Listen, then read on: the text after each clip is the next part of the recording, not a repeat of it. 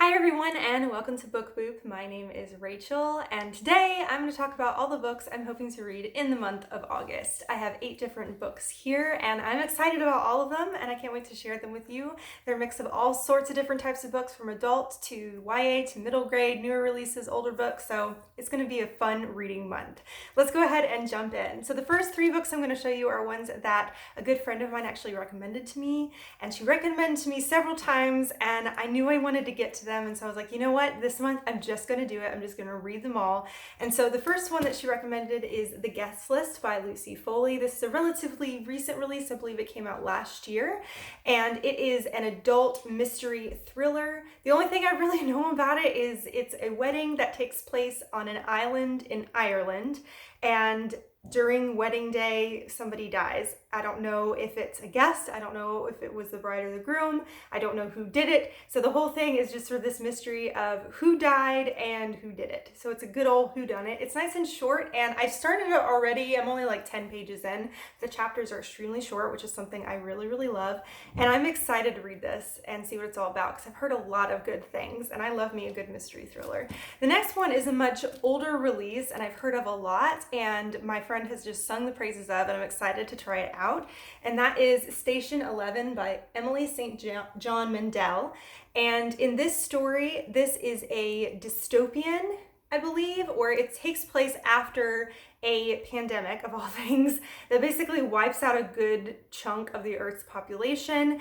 And we're following sort of this nomad group that performs plays and music and stuff and just sort of travels throughout the world to different places that have some semblance of humanity left. It sounds like it's going to be interesting and scary and sad, and I think it's going to be an interesting kind of like study on people and how maybe the world could look if, honestly, if the pandemic we just had went a lot differently even more and it got even worse. So it's going to be really interesting to read, and I don't know, I'm excited about it. That's all I really know. I know that's not terribly descriptive, but I think it's going to be a really interesting read, and I didn't want to know too much going into it. The last one that she recommended to me is one that I've really wanted to read. I thought it sounded like so much fun because it sounds like a mix of 2 things that I really enjoy, and that is The Inheritance Games by Jennifer Lynn Barnes. This is a YA mystery, I believe you could say that is. It sounds like a mix of the movies Clue and Knives Out, which I'm all about. In this story, we're following this girl who is planning on graduating high school, hoping to get some kind of scholarship and just to get out, until she ends up gaining an inheritance from a billionaire that she does not know and has never met, but for some reason he has left everything to her. The only catch is that she has to move into his mansion, move into his previous home. The only problem is that in this home, like, his family's still living there, all his grandsons are there, who all expected obviously to get money from this billionaire after he died, and nobody did. Nobody in the family got money. So it sounds very much like Knives Out, and the money kind of being left to more what the family views as a nobody, especially since in this book, at the moment, I don't think there's any connection between the girl that inherits everything and the billionaire who died.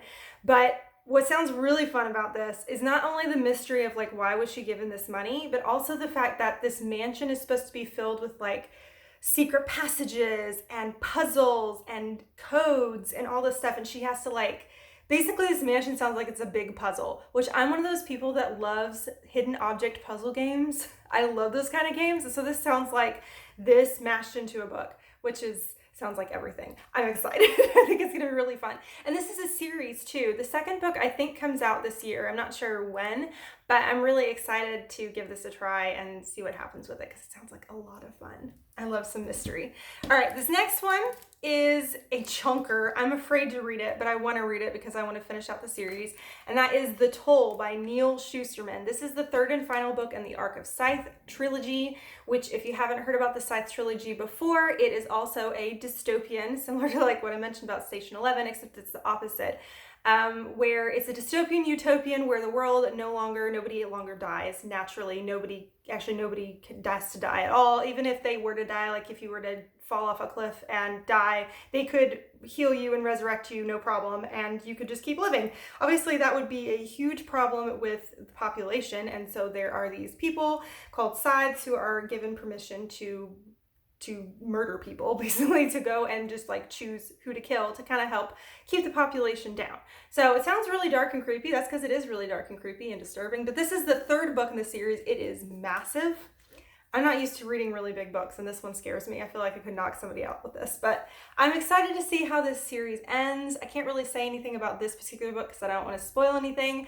I'm trying to keep very low expectations with this because I have heard that this book was relatively disappointing to people, that people didn't really love the third book that much. So I'm trying to keep my expectations very, very low, and hopefully if I do that, maybe it'll come out better than I thought. Maybe I'll really love it. I don't know, but I'm interested to see what happens in the story because the end of the second book left off at a really crazy point in the story, and I'm really interested to see what happens next. So I'm excited to finish this trilogy out and just see what happens. Okay, let's see. I've got a couple books that were on my TBR card. I always try to pick at least a couple books from my TBR card every month so I can try to like keep the amount of books that I have owned that I haven't read down a little bit. Even though when I see some empty space, then I have a desire to buy more books because I'm like, I want it to be full.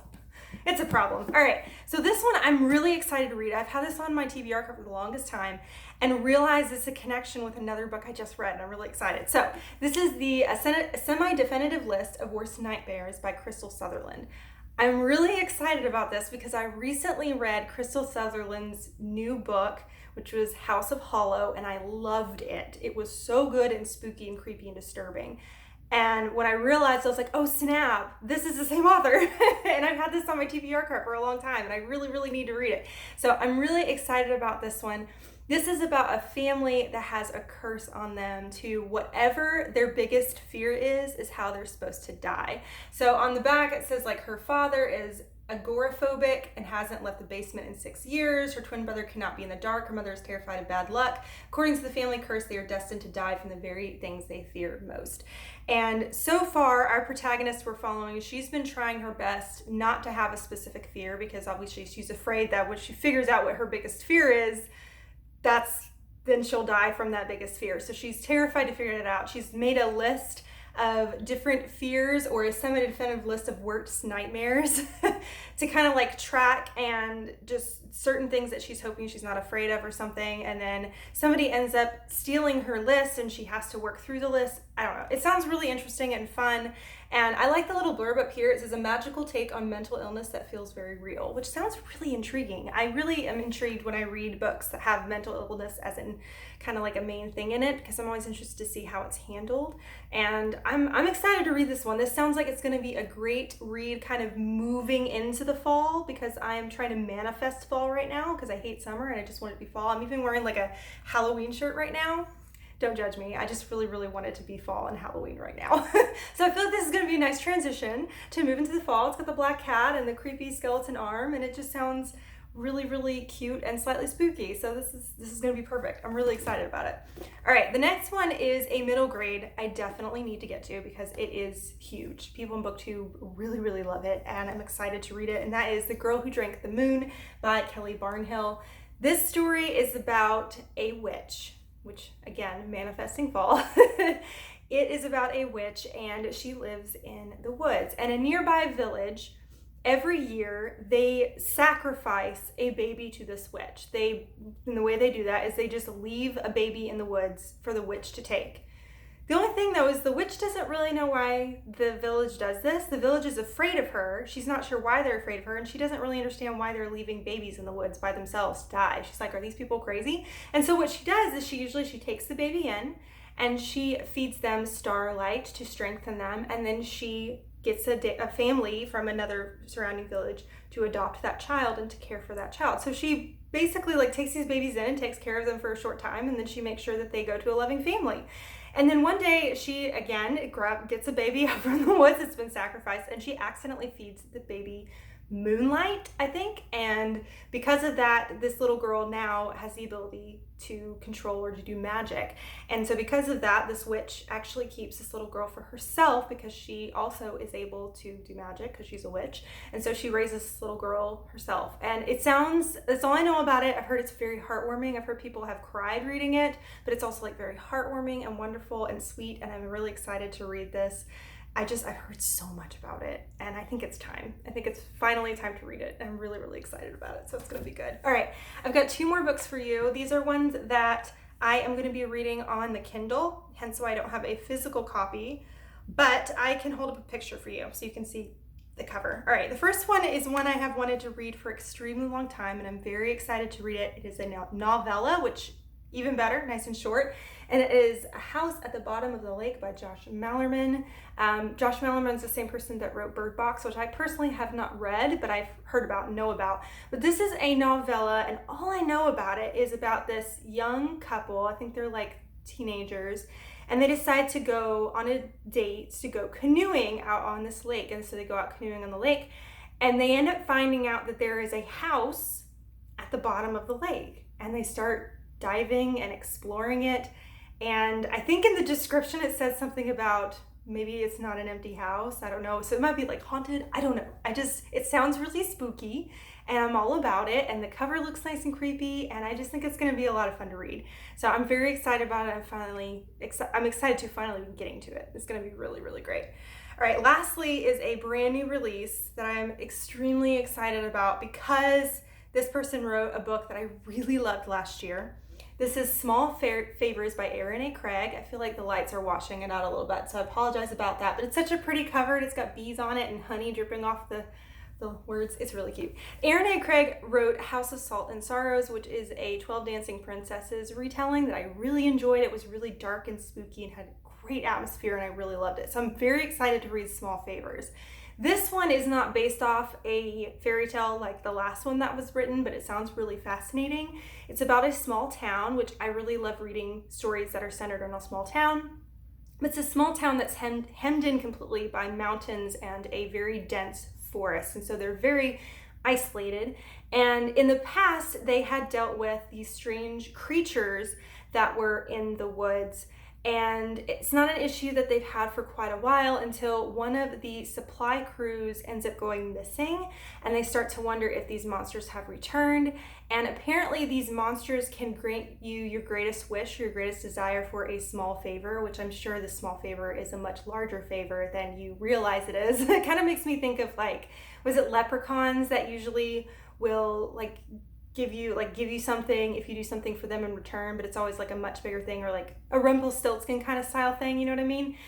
So I'm excited to read this one. I like the idea of a small town setting, it being isolated, these sort of mythical creatures in the woods. It sounds really fascinating. So I'm excited to read it and see what Erin A. Craig does with another story. So I'm very pumped. And that one just came out. I think it came out either the very, very, very end of July or the very, very beginning of August. So it's a very recent release, and I am pumped to read it. So those are all the books I'm hoping to read in August. I am very excited about this TBR. I think it's going to be really fun. I'm excited about all of these. Let me know down below if you've read any of these books. And if not, let me know maybe what book you're planning to read in August that you were the most excited about. Oh, I can't wait to read this.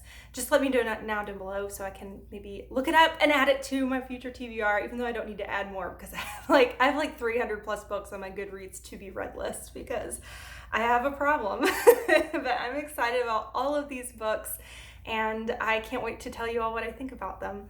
On this side of the video over here is my logo. If you click on that, you can subscribe to my channel, follow me on my book journey. On this side of the video over here is a suggestion for another video if you want to watch another one right now. But thank you so much for watching. You rock, and don't forget to keep reading.